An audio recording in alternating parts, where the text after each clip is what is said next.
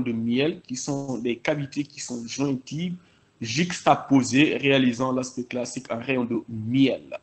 Et là, nous avons des fibroses, des foyers de fibrose qui sont un foyer épicé, donc le plus souvent en cas d'évolution ultime du syndrome interstitiel.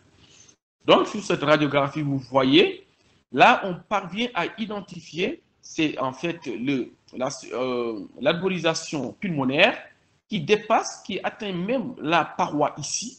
Donc, cela suppose qu'il existe un syndrome qui est interstitiel, parce que cette radiographie répond aux critères de validité.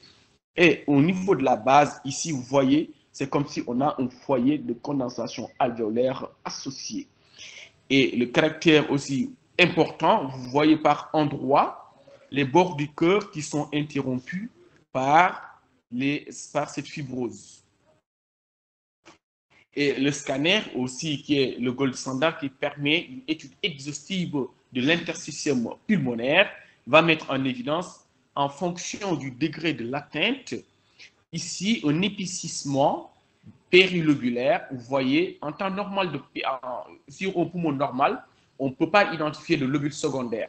Et ici, vous voyez ce lobule secondaire qui a la forme d'un dièdre, d'un polyèdre qui est là, a bien délimité ici. Donc, en rappel, nous disons ici que le secteur interstitiel va border le lobule secondaire. Donc, en cas d'infiltration, donc ce secteur interstitiel est épaissi et apparaît anormalement net.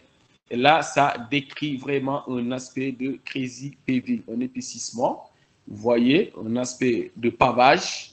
Et là également par endroit. Et ici, au niveau des bases, vous avez vu ces réticulations qui dessinent grossièrement l'interstitium qui borde le lobule secondaire, qui est associé ici à un épanchement pleural, bilatéral.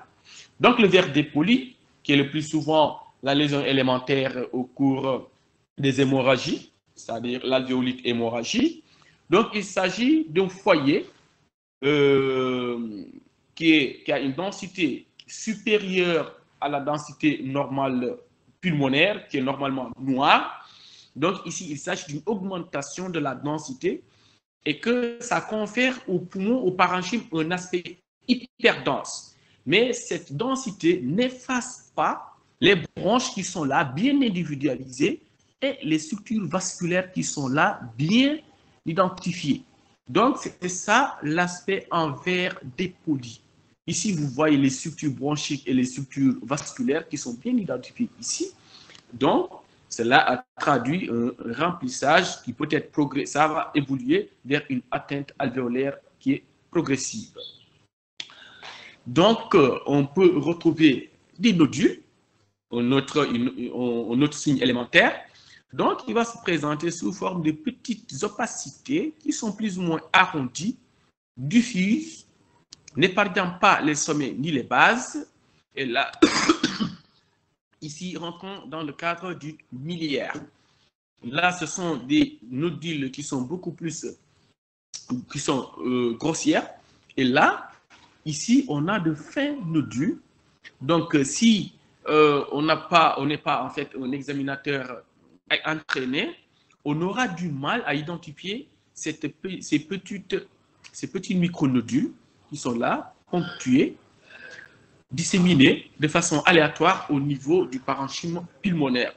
Et là, c'est sur une radiographie zoomée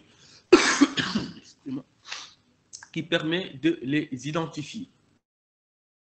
Donc ici, on voit le cœur au contour flou, et l'aspect flou est dû à la disposition de ces nodules. Certains nodules vont être dans le même plan que le poumon, et dans ce cas, le contour dans ce cas, ces nodules vont effacer, vont conférer un aspect flou au contour du cœur. Et là, on voit à peine les contours du cœur, mais ici, on note associé un foyer de condensation alvéolaire. Et là, sur la radiographie standard, au niveau basal, parce qu'on a une partie du diaphragme qui est individualisée ici, et là, on note ces piquetés, ces hyperdensités punctiformes disséminées sous forme d'abord, réalisant un aspect en sel poivre, donc jeté sur soit une surface. Vous voyez ici, ces nodules hyper denses qui sont disséminés le long sur l'étendue du parenchyme pulmonaire, en rapport avec une miliaire tuberculeuse. Donc, l'atteinte interstitielle va aller de la simple infiltration vers la constitution d'une fibrose. Et cette fibrose, si rien n'est fait, et en fonction aussi du type de fibrose, donc soit elle peut évoluer vers la restitution, la guérison avec une restitution ad intégrale du parenchyme pulmonaire, et ou évoluer vers un stade ultime qu'on appelle le rayon de miel. Donc, il s'agit de petites cavitations qui sont jointives, mesurant à peine 5 à 10 mm et qui vont s'étendre jusqu'au niveau de la plèvre. Donc, le plus souvent, en fonction de la disposition de ces rayons de miel, on peut avoir une orientation, ça peut orienter vers telle ou telle pathologie. Et là, vous voyez ici que l'atteinte est beaucoup plus marquée au niveau des bases, mais également au niveau du cortex pulmonaire, c'est-à-dire au niveau de la région sous-pleurale. Et le syndrome bronchique, c'est l'ensemble des manifestations radiologiques qui sont consécutives à soit à une hypersécrétion et ou une obstruction des voies aériennes. Donc, sur le plan radiologique, ces atteintes peuvent se manifester sous forme d'opacité.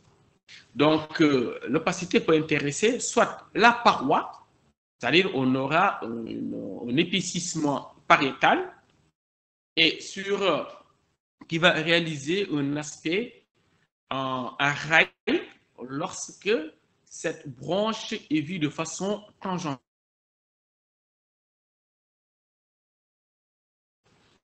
Ces branches sont vues de façon frontale. Frontale, c'est-à-dire s'ils rencontrent de façon frontale les ultrasons. Donc, ces images vont apparaître sur la radiographie sous forme d'anneaux ou bien d'une clarté qui est entourée d'un liseré qui est plus ou moins opaque, qui est épaissi. Donc, ça va réaliser un aspect en canon de fusil lorsque cette opacité, cette clarté embordée d'un épaississement pariétal va être contiguë ou bien va se trouver à proximité d'une structure vasculaire. Et ici, on a un deuxième signe, c'est la dilatation qu'on appelle communément appelée bronchiectasie, donc qui peut être linéaire, monoliforme et kystique, donc réalisant le plus souvent l'aspect de bague à chaton. C'est-à-dire cet aspect, il s'agit d'une branche qui est dilatée à parois plus ou moins épaissie et qui va réaliser un aspect d'abord d'une bague avec un chaton qui correspond à la structure vasculaire